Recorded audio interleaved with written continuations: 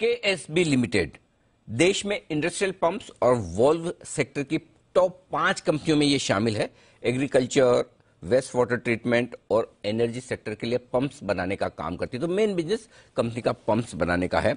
और आज हमने कंपनी को इनवाइट इसलिए किया कि नतीजे आए शुक्रवार को कंपनी के, मैं उस पर भी बातचीत करूंगा। लेकिन उससे पहले हम स्वागत करते हैं कंपनी के मैनेजिंग डायरेक्टर राजीव जैन साहब का।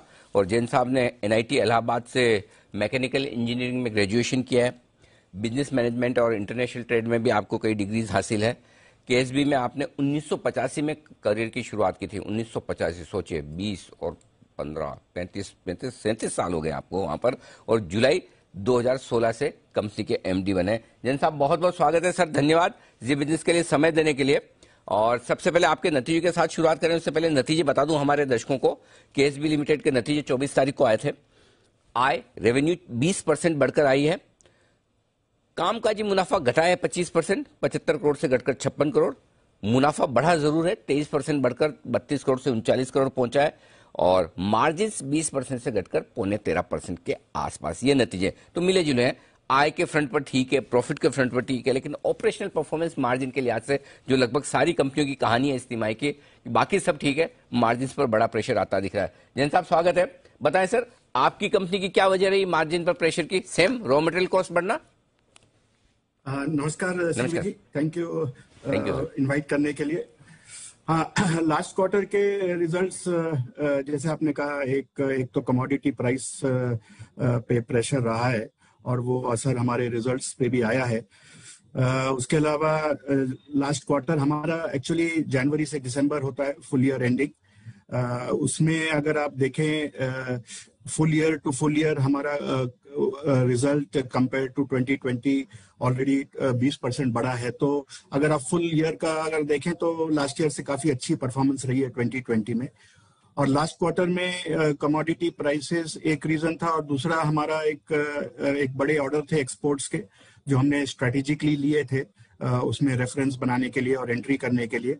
तो वो एक ऑर्डर की रेवेन्यू लास्ट क्वार्टर में हुई थी। वो काफी बड़ा ऑर्डर था, 8 to 10 करोड़ का। सो वो डिस्पैच हुआ था लास्ट क्वार्टर में और उसके वजह से थोड़ा मार्जिन पे इफेक्ट हुआ था। चलिए, ये मार्जिन पर दबाव की वजह रही। लेकिन अब बताएं सर, डिमांड कैसी है? क्या मजबूत है? ऑर्डर बुक आपकी कैसी दिख रही सर? कितने ऑर्डर्स आपने इस तिमाही में जोड़े हैं? डिमांड अगर आप देखें तो सेकेंड हाफ ऑफ 2021 के सेकेंड हाफ से कंटिन्यूअसली एक रिकवरी फेज की शुरुआत हुई है और हमारा average order intake per month बढ़ता जा रहा है। और ये इस साल में भी 22 के जनवरी में और फरवरी में भी ये कंटिन्यूअस रहा है। तो डिमांड की काफी अच्छी इंक्वायरीज हैं और बिजनेस है सारे सेक्टर्स में हमारे लिए। तो रिकवरी काफी अच्छी है और हम इस उम्मीद करते हैं कि इस साल में भी हमारी order intake position last year के मुकाबले और भी अच्छी होगी।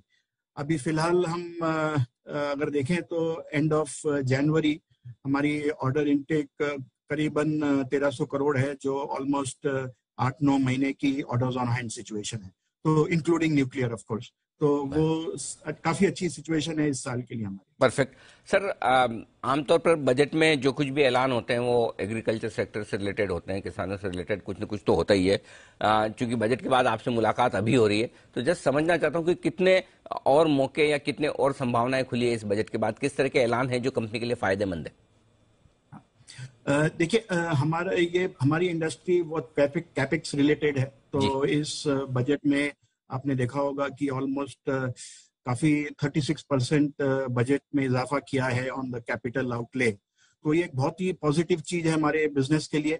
और अपार्ट फ्रॉम दैट एग्रीकल्चर में भी सपोर्ट है, एमएसपी, और उसके लिए बजट एलोकेशन है। उसके अलावा इंफ्रास्ट्रक्चर में अगर देखें तो काफी अपडेट किया है उससे सीमेंट और स्टील इंडस्ट्री, इस पे काफी ग्रोथ होगी, प्रोग्रेस होगी। और ये सारी इंडस्ट्रीज में हमारे प्रोडक्ट्स, पंप्स हो या वाल्व्स हो, वो जाते हैं। तो बजट से हमें काफी उम्मीद है कि ये जो इम्पेटस है और जो ग्रोथ का एक इन्वेस्टमेंट है वो एक काफी फायदेमंद रहेगा। और ये जो रिकवरी चली है कुछ महीनों पहले से, लास्ट ईयर से, वो कंटिन्यूस इस साल में भी होती रहेगी। बिल्कुल परफेक्ट है। अच्छा सर, आपकी मार्केट कैप लगभग 3800 करोड़ रुपए के आसपास है, अगर मेरी कैलकुलेशन सही है तो, और आपकी बुक्स में पड़े हैं 350 करोड़ रुपए, जो मेरी जानकारी के मुताबिक, तो 10% के आसपास कैश पड़ा है। क्या इरादा है सर इसमें, कि कुछ डिविडेंड देंगे या फिर कुछ एक्विजिशन वगैरह, कुछ एक्सपांशन करने का प्लान है? हाँ, डिविडेंड तो हमने इस साल बढ़ाया है। डिविडेंड का भी काफी इस साल का based on last year result, जैसे मैंने कहा था जनवरी टू दिसंबर, तो रिजल्ट्स के बेसिस पे डिविडेंड भी बढ़ा है। एक्विजिशन भी हम देख रहे हैं, राइट कंपनी एक हमारी नजर में आए तो हम लोग एक एक्विजिशन भी सोच रहे हैं। अगर होता है तो एक अच्छी फिट मिल जाए, हमारे से फिट होती भी बिजनेस में, तो वी विल कंसिडर दैट। और उसके अलावा हमारे जो ग्रोथ में इन्वेस्टमेंट्स है, ऑलमोस्ट 80 to 100 करोड़ सालाना इन्वेस्टमेंट्स है, कैपेसिटी एनहांसमेंट में, डिजिटाइजेशन में, प्रोडक्टिविटी इंप्रूवमेंट्स में, नए प्रोडक्ट्स में, जो हम लोग आगे भी लाने वाले हैं। तो ये सारा कैश हमारे इस ग्रोथ के लिए अच्छा एक बेस है, और अपने नए नए इनिशिएटिव्स के लिए। और उसके अलावा जैसे मैंने कहा, अगर एक्विजिशन में कंपनी आती है नजर में तो जरूर हम उस पर गौर करेंगे। तो चलिए, ये है स्टॉक की दमदार परफॉर्मेंस। आज के खराब बाजार में भी सेंचुरी मारता हुआ लगभग 100 रुपए पर, नतीजों के बाद थोड़ा सा प्रेशर मार्जिन पर आए, वो रॉ मटेरियल कॉस्ट बढ़ने की वजह से। बहुत बहुत धन्यवाद सर, जैन साहब, समय दिया आपने, नतीजों पर हमारे दर्शकों से बात की। KSB लिमिटेड, ये है वो दमदार stock. Thank you so much sir.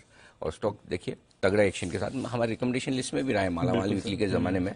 मुझे याद है 500 550 रुपए, अगर मेरी मेमोरी सही है तो उस हिसाब से, उस बहुत बढ़िया गेम्स है, काफी समय पहले, और बहुत ही बेहतरीन अंतर्राष्ट्रीय कंपनी है इस